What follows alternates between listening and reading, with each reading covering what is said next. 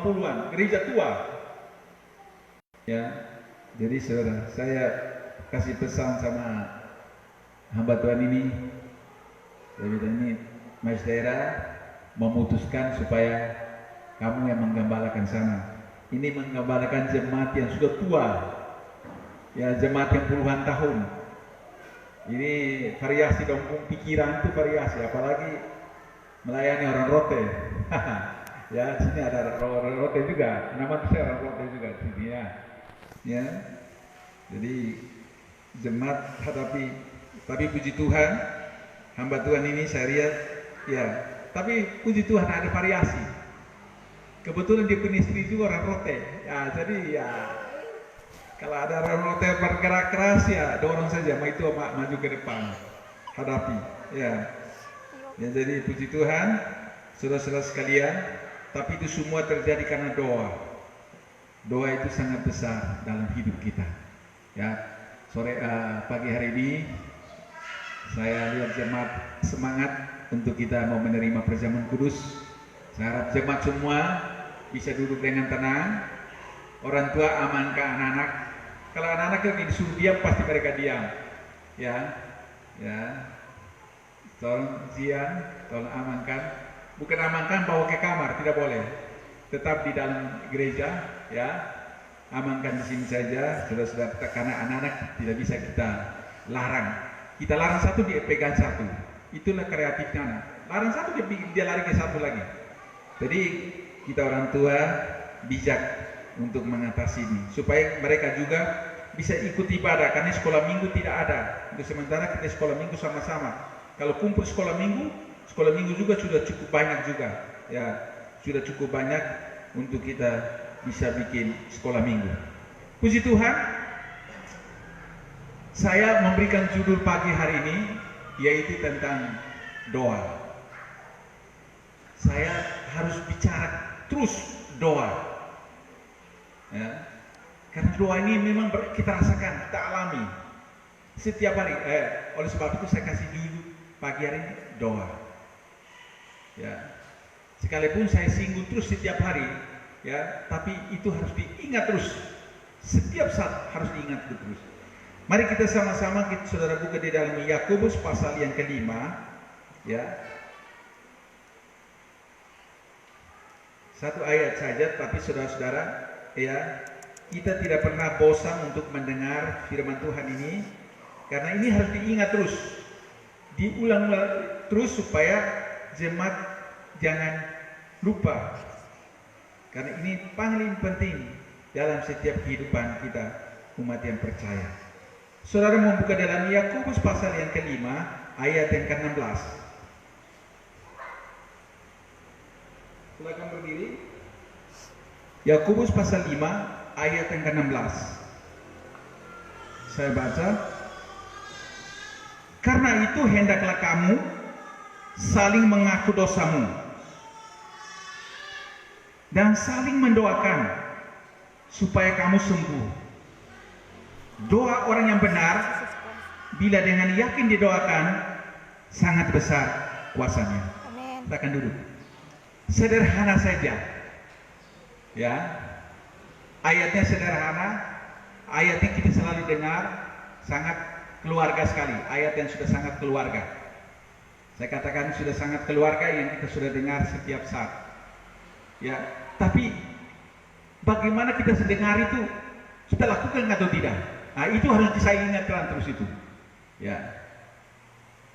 Saya katakan doa, ya, itu merupakan satu, ya, alat. Doa itu adalah suatu alat komunikasi yang canggih, ya, sangat kuat, ya, bisa mengubah segala situasi yang buruk pun jadi baik. Doa, ya, doa itu artinya hubungan kita dengan Tuhan. Tapi doa yang bagaimana? Nah, itu kembali lagi. Doa yang bagaimana? Ya. Doa yang benar itu bagaimana? Doa yang benar itu bagaimana? Saya kasih sederhana. Doa yang benar, doa yang keluar dari keturunan ketulusan hati, bukan hafal. Ingat ya, dulu saya belajar doa hafal. Doa itu dihafal. Mau makan, doa hafal. Tapi di sini doa yang keluar dari ketulusan hati. Minggu lalu saya beri tema jagalah hati. Ya, hati kalau keluar perkataan yang tidak betul, itu akan mengganggu juga. Jadi saudara-saudara sekalian yang kekasih, ya, tadi saya katakan doa itu adalah alat komunikasi yang paling kuat, paling pengaruh dalam hidup manusia. Jadi saudara-saudara sekalian, saudara lihat di dalam ayat yang saya bacakan tadi, di dalam Yakobus pasal yang kelima ayat yang ke-16, ayat yang ke-15. Saya selalu senang sekali dengan pelajaran Yakobus ini, ya, karena dia adalah seorang hamba Tuhan. Pengalaman dia adalah seorang hamba, ya, dan dia selalu menulis buku ini, dikatakan, ya, dia memberi judul, ya, bagaimana umat percaya pengikut Tuhan itu menjadi kokoh, menjadi kuat pada akhir zaman, ya, menjadi kokoh dan kuat. Dia membiasakan diri membangun hubungan komunikasi dengan Tuhan, yaitu melalui doa. Jadi saudara-saudara sekalian, ya, ada beberapa hal yang saya akan bicara tentang ini. Karena itu hendaklah kamu saling mengaku dosamu dan saling mendoakan supaya kamu sembuh. Ya, saudara lihat di sini dikatakan, ya,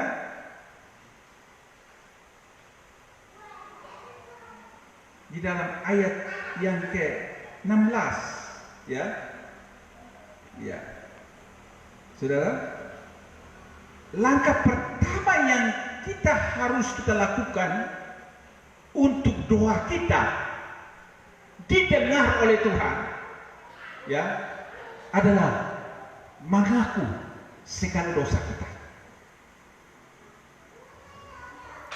Saudara, ini ayat tertulis, tidak boleh saya karang, ya. Jadi langkah pertama yang harus kita lakukan ialah kita mengakui dosa kita kepada Tuhan. Ya, itu langkah pertama. Supaya doa kita itu diproses Tuhan, mengaku dosa kita kepada Tuhan. Yang kedua, mengaku dosa kita kepada sesama yang bersangkutan. Orang yang kita menyakitkan hatinya, atau keluarga kita, bukan, atau orang yang dekat dengan kita, suami kita yang kita sakit hati dia, itu kita harus mengaku pertama kepada Tuhan, mengaku kepada, ya, suami kita, saya mau maaf karena saya sudah melakukan kesalahan di hadapan Tuhan, di hadapan suami. Kesalahan apa? Ya, saya sudah tidak jujur, tertipu, saya menipu. Ya, itu langkah pertama, mengaku dosa kita kepada Tuhan. Dan yang kedua, kita harus mengaku perbuatan kesalahan kita itu kepada orang yang kita bikin sakit hati. Ya, kalau saya itu saudara-saudara, pertama saya harus contoh saya dulu, gembala harus contohkan dulu. Saya harus mengaku kesalahan saya di hadapan Tuhan. Yang kedua, harus saya mengaku kesalahan saya kepada istri saya, ibu gembala. Sekalipun itu berat dan saya akan hadapi senjata yang keras yang akan hantam saya, itu sudah pasti. Itu sudah pasti. Karena itu saudara saya, kalau tidak doa kita kandas, tertahan, kecewa kita dengan Tuhan. Oleh sebab itu saya bahas ini supaya cara dalam. Banyak orang Kristen kecewa doanya tidak didengar oleh Tuhan. Kenapa? Karena kandas. Kenapa kandas? Karena yang kedua, tahap yang kedua itu belum dia ada penyelesaian dengan orang yang dia sakiti. Yang mungkin seperti saya, bikin sakit hati ibu gembala. Saya tidak jujur sebagai seorang suami yang tidak jujur, ya, melakukan hal-hal yang di luar tapi tersembunyi. Terus saya katakan, yang penting Tuhan sudah dengar, Tuhan sudah mengampuni. Tidak bisa. Ya, harus kepada orang yang kedua, kepada orang yang kita sakitkan. Saudara, saya selalu ambil pengalaman daripada Daud. Sekarang kita sudah membaca di dalam 2 Samuel pasal 12. Di sini kami temui bagaimana dosa Daud. Ya. Daud punya dosa lebih berat daripada mungkin kita ini, saya rasa. Daud adalah orang yang diterima roh, dia sudah dipenuhi dengan Roh Kudus, dia sudah ada urapan Tuhan, dia diangkat raja, tapi dia punya dosa. Saya membaca di dalam pasal 12 2 Samuel itu ada 3 hal yang dilakukan oleh Daud. Yang pertama, dia punya rencana jahat terhadap Uria. Yang kedua, pembunuhan. Ya. Yang ketiga, karena dia ada keinginan mengambil Batseba, istri dari Uria, karena dia lihat karena begitu cantik. Tapi ketika Tuhan utus Natan, hamba Tuhan itu datang kepada dia, supaya dia harus segera meninggalkan itu, supaya permohonan yang dia sampaikan kepada Tuhan, dia katakan, Tuhan, Engkau adalah benteng kekuatanku, Engkau adalah pembelaanku, Engkau adalah perisaiku, Engkau adalah gunung batuku. Itu akan dikabulkan Tuhan apabila dia harus selesaikan masalah itu, terutama apa yang dia lakukan. Dan akhirnya Tuhan kembalikan urapan itu kepada Daud. 3 hal, saudara. Saya rasa Bapak kita punya jemaat sini ada polisi, dia lebih tahu. Kalau orang sudah punya rencana itu, dia kena pasal berapa? Kalau pembunuhan yang dilakukan spontan, mungkin jengkel langsung tusuk kasih mati, mungkin itu beda, karena tidak rencana. Itu sudah rencana, karena lihat Batseba begitu cantik. Bagaimana saya harus ambil Batseba ini? Caranya bagaimana? Bunuh saja suaminya, supaya saya bisa hidup dengan nona cantik itu selama-lamanya. Itu rencananya. Tapi Tuhan akhirnya juga Tuhan mengampuni segala perbuatannya. Kenapa? Ketulusan hatinya. Dia mengakui terus terang di hadapan Tuhan. Memang sangat berat. Umpama saya datang sama ibu gembala, ibu, saya sudah tidak jujur. Kenapa? Saya punya mata lihat nona cantik di luar. Ya, sudah. Oh, beta sudah dekat dengan dia. Memang berat sekali, saudara. Tapi selesai. Tidak perlu jauh-jauh.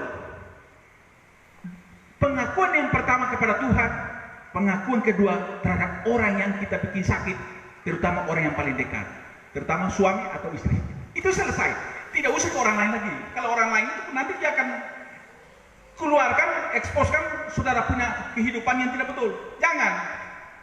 Cukup. Tuhan, yang kedua istri atau suami, gembala, doakan. Penyelesaian. Tuntaskan. Itu kau. Supaya apa? Supaya permohonan yang disampaikan kepada Tuhan tidak boleh kandas. Iman juga tidak boleh kandas. Pertumbuhan di dalam Tuhan juga tidak boleh kandas. Rumah tangganya juga tidak boleh kandas. Kenapa? Karena sudah ada penyelesaian. Yang pertama dengan Tuhan. Yang kedua, apa yang kita sudah lakukan salah. Memang berat itu. Mengaku kesalahan kita pribadi itu tidak gampang. Tapi penyelesaian aman. Kalau sudah selesaikan semua, rasanya lega. Wah, tenang. Jadi saudara, itu doa yang benar. Doa yang benar-benar keluar dari ketulusan hati. Jadi saudara-saudara sekalian, ya, itu dikatakan langkah yang kedua, ialah kamu harus mengakui kepada orang yang bersangkutan, ya, dengan penuh kerendahan hati, minta maaf kepada orang yang sudah, Yakobus minta maaf kepada orang yang kamu lukai perasaannya, ya. Kalau saya lukai perasaan ibu gembala itu, saya minta maaf itu. Ya, saya rasa saya punya istri juga mengampuni saya. Kalau dia tidak mengampuni saya, mungkin saya sudah bisa masuk kuburan itu. Ya, ya, sekalipun gembala tapi punya manusianya. Ya, makanya saya contoh saya, tidak apa-apa. Saya sudah harus contohkan diri kepada jemaat. Ya. Oleh sebab itu gembala itu betul-betul tangan itu harus dikuduskan betul. Kenapa? Karena setiap jemaat maju ke depan, gembala tumpang tangan. Kalau gembala masih terlibatkan hal-hal yang tidak jujur di dalam diri gembala, takutnya rohnya itu transfer kepada jemaat. Nah, itu yang harus dijaga. Ya. Makanya saudara-saudara sekalian, ya, jadi sudah lihat, ya, kita lihat ayat ini dikatakan harus kena rendah hati. Kita minta maaf sama Tuhan supaya doa kita itu betul-betul murni. Itu saya bicara masalah doa ini. Doa ini sekali lagi adalah alat berkomunikasi yang sangat mapan dan sangat canggih. Dan doa itu akan didengar oleh Tuhan, akan dijawab oleh Tuhan. Kapanpun 1 jam kemudian, 1 tahun kemudian akan didengar Tuhan. Tapi penyelesaian kita dengan Tuhan dan orang yang kita sakiti perasaannya harus kita bereskan. Kalau tidak sampai kapanpun kita hebat, khotbah bisa berjago, kesaksian bisa jago, sampai manapun kita jago, tetap saja Paulus katakan, kamu seperti gong yang berbunyi, tetapi isinya kosong. 1 Korintus 13 ayat 1 dan seterusnya. Ya. Saya tiap hari itu, anak-anak saya itu seleksi saya.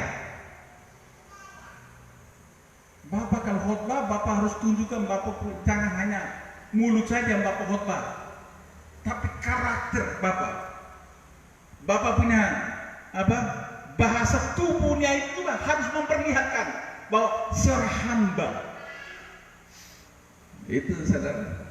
Yang biasa koreksi saya itu anak-anak. Ya. Baik dalam bahasanya, komunikasinya, apapun, tingkah lakunya, cara berpakaiannya, semua. Nah, mereka, Bapak punya penampilan terlalu lebih-lebih. Kalau penampilan itu biasa-biasa saja. Ya, saya katakan yang penting hati kita ini yang penting. Kepolosan hati, kemurnian hati. Daripada pakai jubah putih yang besar-besar, dibungkus, ditutup dengan mata sampai mata hitamnya saja yang kelihatan, tapi hatinya penuh busuk, sama saja. Yang penting ketulusan hati kita ketika kita membangun hubungan dengan Tuhan. Itu doa yang betul-betul benar. Jadi saudara-saudara sekalian, ya, saya uraikan ini ya supaya jemaat. Dan doa itu juga dapat merupakan sarana penyalur kasih dan kuasa Tuhan. Ya, sarana penyalur kasih dan kuasa Tuhan. Ya, itu merupakan pertanda bahwa kita saling mengasihi sebagaimana Tuhan menghendaki. Itu doa yang benar. Karena ini judulnya saya kasih doa kan. Karena saya tidak mau kita doa asal-asal akhirnya tidak ada perubahan. Harus ada perubahan, harus ada. Setiap hari suruh jemaat doa, pagi sore doa, membaca Alkitab. Makna membaca Alkitab ini saudara sehat, saudara. Ada orang bilang begitu sama saya, komentar di Facebook. Om Andreas ini dari dulu sampai sekarang kelihatannya muda terus. Minta maaf ya. Kalau lihat di foto saya, kok muda terus? Resepnya apa? Obatnya apa? Hati yang mengasihi Tuhan dengan ketulusan. Yang pertama. Yang kedua, saya lebih suka makan banyak sayur. Nah, itu kan yang kedua lagi. Yang pertama, hati yang gembira dan tidak bersungguh-sungguh dalam melayani Tuhan. Itu yang pertama. Yang kedua, saya suka makan sayur, daun pepaya, sawi. Kangkung tidak bisa karena asam urat. Dulu kangkung jauh. Itu yang membuat. Ya. Apapun orang buat, tenang supaya doa yang saya doakan setiap hari jangan sampai kandas. Ya. Hari Minggu lalu saya bicara dengan pemuda satu. Ya. Berapa kali dia tes tentara tidak lolos. Final gugur. Final gugur. Final gugur. Sampai kawan dikasih keluar fotonya sudah jadi tentara.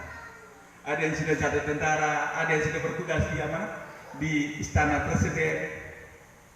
Cara dagingnya, aduh Tuhan, sampai kapan doaku didengar oleh Tuhan? Nah gitu, sampai kapan? Tapi saya katakan, ingat, Tuhan sedang proses permohonanmu. Permohonan ini ibaratnya doa kamu sampaikan kepada Tuhan. Dan gembala antar permohonan ini kepada Tuhan, dan Tuhan seleksi, proses. Tuhan proses, ini jangan dulu, lewat dulu, jangan kasih lolos dulu. Sampai mana ketulusan kita dalam mengasihi Tuhan, berbakti sama Tuhan. Karena banyak orang berbakti itu hanya tujuan minta pertolongan Tuhan. Ada orang kan berbakti itu hanya untuk minta pertolongan Tuhan. Setelah pertolongan Tuhan datang, bahkan ada yang berdoa datang berbakti hanya mencari kesembuhan. Itu yang Tuhan tidak senang. Kita berbakti saja. Karena kita adalah umat ciptaan Tuhan yang wajib berbakti. Perkara dia mau menolong kita, dia membuka jalan buat kita, dia memberkati kita, itu urusan dia. Yang penting berbakti dengan ketulusan hati, berbakti dengan sungguh-sungguh. Tuhan katakan, kasihilah Tuhanmu, berbaktilah kepada Tuhanmu dengan segenap hatimu, segenap jiwamu, dan segenap tubuhmu. Tubuh, jiwa, dan roh kamu, engkau berbakti kepada dia. Dia tahu apa permohonan kamu, permintaan kamu sudah diatur oleh Tuhan. Jadi kita lihat doa yang keluar dari ketulusan hati. Ya. Kadang kita berdoa, pagi-pagi berdoa, membaca Alkitab, firman Tuhan. Saudara membaca Alkitab saja, Alkitab itu bisa mengobati saudara punya stres. Coba orang-orang yang stres itu baca Alkitab saja, baca saja. Ya, om tidak, baca saja, tidak usah tanya saya, baca saja. Dengan sendiri, firman Tuhan akan mengobati setiap pikiran kamu yang lagi stres. Baca saja. Kenapa? Rahasia kesembuhan dan kuasa itu ada di dalam firman Tuhan. Di dalam firman ada kuasa. Di dalam firman ada jawaban. Yang penting kita betul-betul kita membaca dengan seksama, membaca dengan sepenuh hati dan renungkan. Membaca dan merenungkan, merendahkan diri di kaki Tuhan. Ada jawaban, pasti ada. Ya. Keinginan daging itu juga bisa dimatikan, saudara. Orang kalau suka berdoa, suka berpuasa, suka membaca firman Tuhan, keinginan daging itu bisa dimatikan, saudara. Mati. Umpamanya keinginan daging, umpamanya, saya suka sekali ini. Daging, aduh enak sekali. Aduh ini, aduh baik sekali. Aduh, orangnya gagah sekali. Itu bisa dihilangkan. Kecuali yang kita punya, itu dikasih oleh Tuhan. Itulah yang gagal. Itu caranya. Firman Tuhan dan doa itu bisa mengubah. 2 Timotius 3 ayat 16 itu, firman itu bisa mendidik orang dari rusak menjadi benar. Asal orang itu tekuni baik-baik. Ya. Lakukan baik. Daud katakan, kesukaanku siang dan malam. Renungkan firman itu siang dan malam. Karena firman itu menjadi pelita bagi setiap perjalanan hidupku. Ya. Kalau saudara suka membaca firman Tuhan, waduh, senjata. Tuhan kasih kekuatan kita. Ya.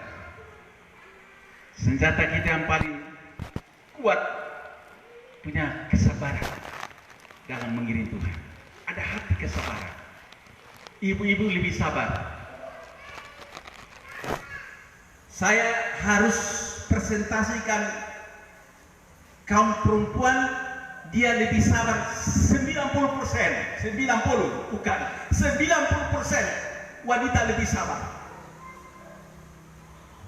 Coba saudara, kita bisa bikin sakit hati dia, biar kita selingkuh dengan orang lain, dia tetap mengampuni kita.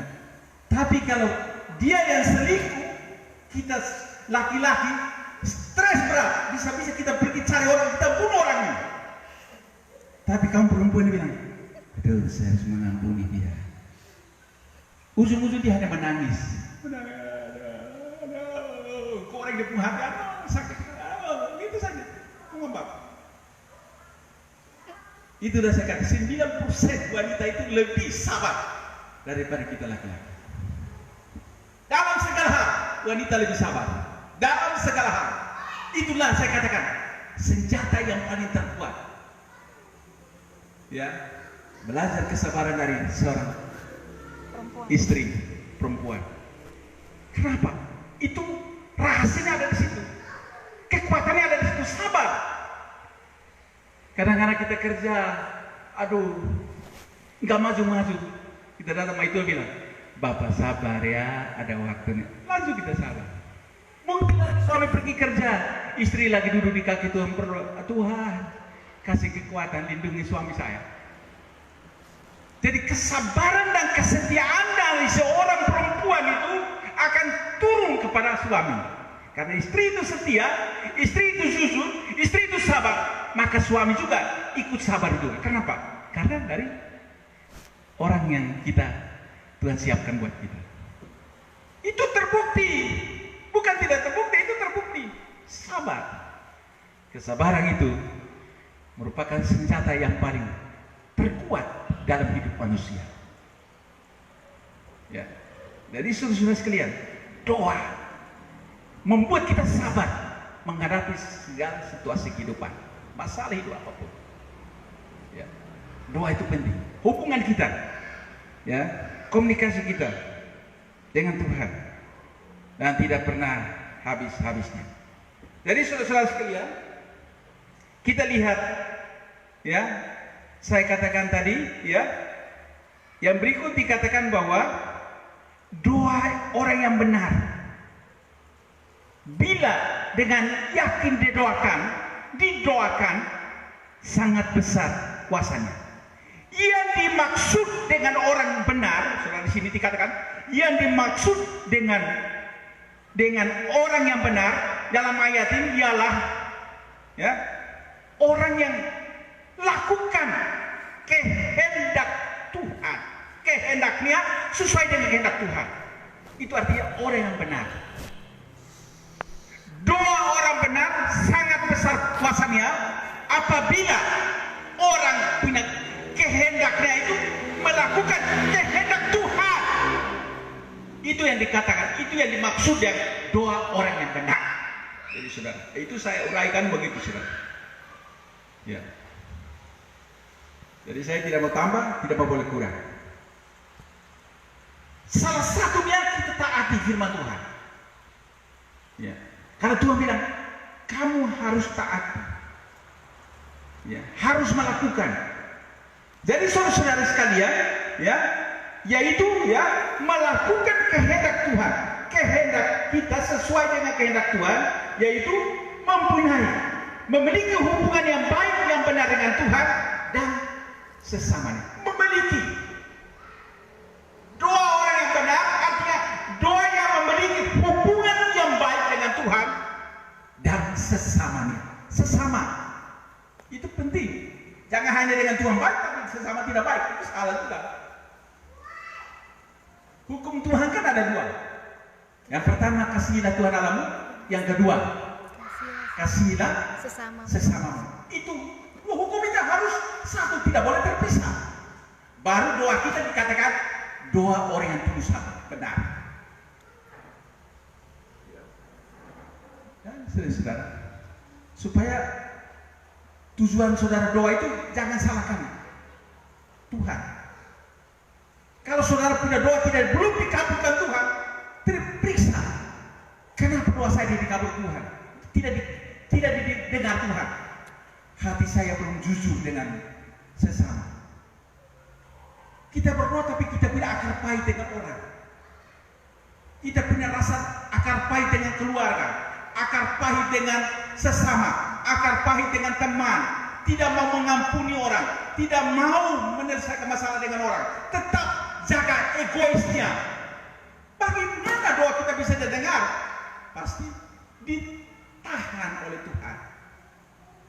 Ya, ini saya harus uraikan begitu supaya jemaat, ya. Jadi ini pengalaman yang dihadapi oleh kehidupan kami gembala. Jadi nyata. Ketika hati saya tidak betul, doa saya susah untuk dengar oleh Tuhan. Ya. Salah satu saya katakan, Tuhan, saya mau ini seperti Daud. Jangan mengambil rohmu daripada aku. Ya. Jadi Daud dia rekonsiliasi. Jangan mengambil rohmu daripadaku. Karena kan sudah ambil Tuhan, kalau sudah cabut roh yang Tuhan urapi pada kita tidak ada apa-apa lagi, nol. Apa artinya? Ayat familiar sekali, ayat yang sangat keluarga bagi kita, yaitu Kisah Rasul pasal 1 ayat yang ke-8 dikatakan, kamu akan diberi kuasa kalau Roh Kudus turun ke atas kamu. Kalau Roh Kudus itu kalau sudah dicabut oleh Tuhan, Roh Kudus itu kalau sudah diambil oleh Tuhan, apakah kita bisa jadi saksi? Tidak bisa lagi. Boleh jadi saksi tapi saksi palsu, asal kita omong saja nama Tuhan, tapi perbuatannya tidak sesuai dengan kehendak Tuhan. Itu yang dikatakan palsu. Itulah Daud tidak mau. Daud berkata, Tuhan, saya sudah berdosa, saya sudah melakukan kesalahan di hadapan Tuhan, saya sudah melakukan kesalahan sesamanya. Tuhan ampuni saya. Tuhan, saya tidak mau melakukan kesalahan. Tuhan ampuni, kembalikan rohmu kepada saya. Jangan engkau ambil rohmu. Tuhan bilang, saya dengar doa kamu dan saya akan kembalikan roh itu kepada kamu. Akhirnya Daud kembali diurapi Tuhan, jadi pimpinan.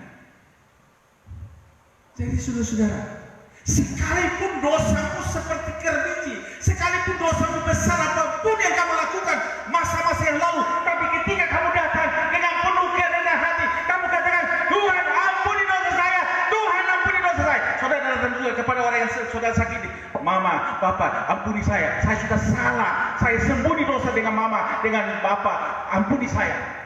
Tuhan katakan, selesai, beres masalah kamu. Iya. Memang tidak gampang. Ya, doa itu penting. Ya. Apalagi kami hamba Tuhan. Kalau pendeta itu semua orang bisa jadi pendeta. Ya, kawan sudah ada yang pendeta ini. Semua orang bisa jadi pendeta, tapi jadi hamba Tuhan itu tidak gampang.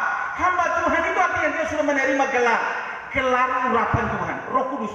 Roh Kudus turun ke atas kamu, baru kamu dikatakan hamba Tuhan yang diurapi. Itu paling orang takuti. Kalau pendeta sekolah teologi, jadi STH habis, organisasi aku lantik engkau menjadi pendeta penuh dalam nama Yesus. Amin. Pakai nama Yesus juga dalam nama Yesus. Ya. Dulu kami sekolah Alkitab, ketika wawancara yang pertama, saya punya direktur sekolah Alkitab, R.G. Brotler, orang Amerika. Waktu saya wawancara, Om bertanya sama saya, Andreas, ya Om, kamu sudah dipenuhi dengan Roh Kudus? Belum, saya belum dipenuhi Roh Kudus. Kamu sudah dipenuhi Roh Kudus? Belum, Om. Oh, kalau kamu belum dipenuhi Roh Kudus, satu saat kamu akan menyangkal kebaikan Tuhan Yesus. Kamu ikut Tuhan, tapi kamu akan tinggalkan Tuhan. Kenapa? Hanya Roh Kudus yang bisa membuat kamu mengakui bahwa Yesus Kristus adalah Tuhan dan Juru Selamat. Kalau kamu tidak dipenuhi Roh Kudus, kamu kembali ke kampung, kamu kembali kepada masa lalu. Wah, itu saudara. Ketika bapak saya dipanggil Tuhan tahun 96, bapak saya adalah seorang ketua DPR di provinsi Timpi, orang yang terpengaruh. Ya, saya bukan omong terlalu kesombongan, maaf saudara, orang tua saya, orang yang terpandang di sana. Karena saya jaga wibawa orang tua. Kalau saya pulang, orang tua saya hancur di depan umat yang mayoritas. Terutama pasti bapak saya dikecilkan, tidak mampu membawa anaknya. Kok anaknya bisa keluar? Kan keluarga besar kami tidak ada, hanya saya sendiri.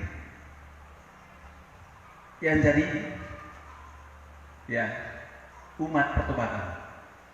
Ya lagi semua gereja Tuhan. Karena saya jaga bapak saya. Yang kami waktu itu kami punya ya perkebunan kopi. Bapak saya punya perkebunan kopi cukup besar, 16 hektar. Dan paling masyarakat di sana kita kasih itu. Disuruh petik, kamu petik saja. Nanti berapa kilo kamu dapat 1 kilo, 10 kilo masuk, 10 karung masuk, 1 karung kamu bawa. Itu setiap tahun. Dan kopi yang begitu dipanen dan paling terpandang di daerah itu. Ketika orang dengar bahwa saya sudah pindah alamat. Bukan hanya pindah alamat saja, bukan jadi jemaat biasa, tapi jadi pendeta. Waduh. Mungkin salah satu pikiran orang tua itu satu, mati itu mungkin pikirannya. Tahun 86. Waktu saya pindah gembala, almarhum Opa Batubara, gembala yang senior tertua di Gereja Raja Wali Surabaya, panggil saya, Andreas, saya kasih tiket kamu berangkat ke Dili. Waktu itu masih Timpi, masih dengan Indonesia. Bapakmu meninggal dipanggil Tuhan. Kamu mau berangkat? Om, saya tidak mau. Kenapa? Ini mereka kirim ongkos. Saya belum dipenuhi dengan Roh Kudus. Karena saya takut, tidak mampu saya. Pasti saya akan digoyang. Kan orang filsafatnya kuat. Tidak mampu saya. Sekarang kepelajaran sana kan macam-macam. Ya, mau jadi seorang pastor sana, dia harus kuasai filsafat, teologi, antropologi, sosiologi, baru teologi. Teologi itu tentang ketiga. Ya. Jadi dia bicara politik, dia tahu, bicara kemanusiaan dia tahu semua. Jadi kalau saya belum dibekali, akhirnya saya berdoa, Tuhan, saya belum dipenuhi oleh Kudus. Tuhan, kali ini kisah Rasul pasal 1 ayat 8, kamu akan diberi kuasa kalau Roh Kudus hadir di dalam kamu. Diberi kuasa untuk mendoakan orang bisa sembuh, kuasa bisa bersaksi bagi orang, kuasa bisa memenangkan orang, kuasa bisa bersaksi buat keluarga orang tuamu, bisa yakin bahwa Yesus Kristus adalah Tuhan dan Juru Selamat. Tidak ada satu jalan pun yang sampai kepada Bapa, karena hanya Yesus, akulah jalan kebenaran dan kehidupan. Tidak ada seorang pun yang sampai kepada Bapa kecuali melalui Yesus. Kalau siapa yang tidak mengakui Yesus sebagai Tuhan dan Juru Selamat, tidak bisa masuk surga. Itu garis bawah. Tidak akan masuk surga. Sampai kapanpun tidak akan masuk surga. Itu saya khotbah di mana-mana. Saya biasa khotbah temanya, akulah jalan, akulah kebenaran, akulah kehidupan. Itu saya khotbah di Timur Leste, saya khotbah ini ulang-ulang. Siapa yang tidak percaya Yesus Kristus adalah Tuhan dan Juru Selamat, siapa yang tidak percaya bahwa Yesus Kristus adalah jalan kebenaran dan kehidupan, tidak bisa masuk surga. Jadi, Pak jangan menghakimi, tetap tidak masuk surga. Firman Tuhan.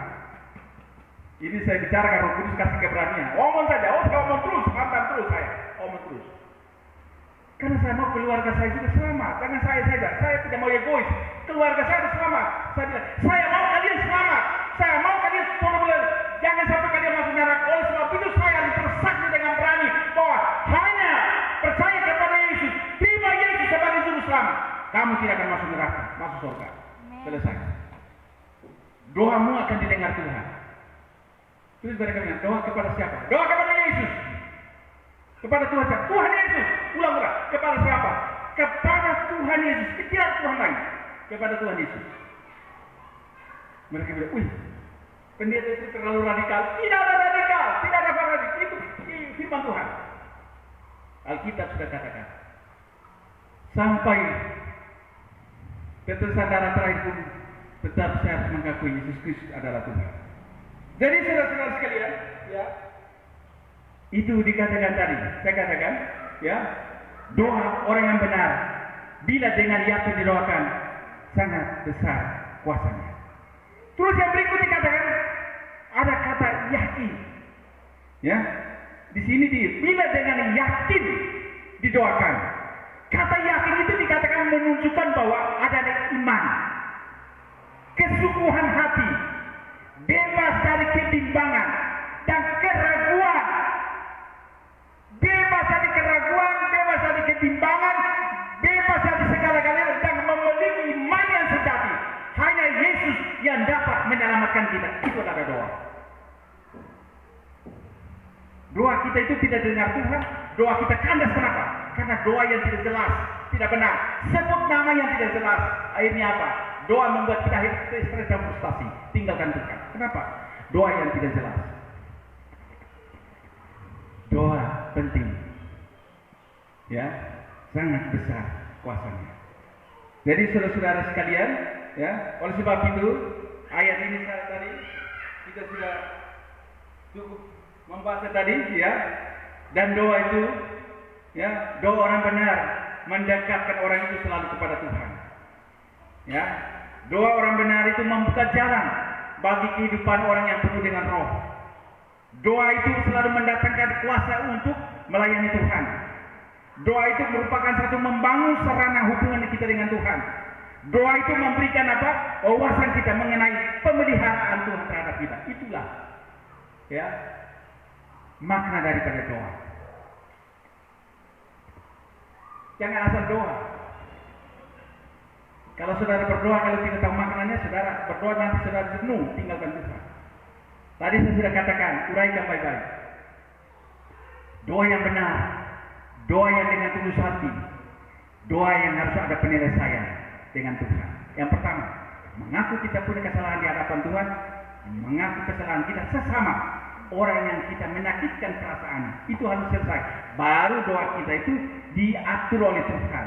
Permohonan kita, apa yang kita minta sama Tuhan, Tuhan akan kabul. Kiranya Tuhan memberkati kita semua. Amin. Puji Tuhan. Ya, kita bersama.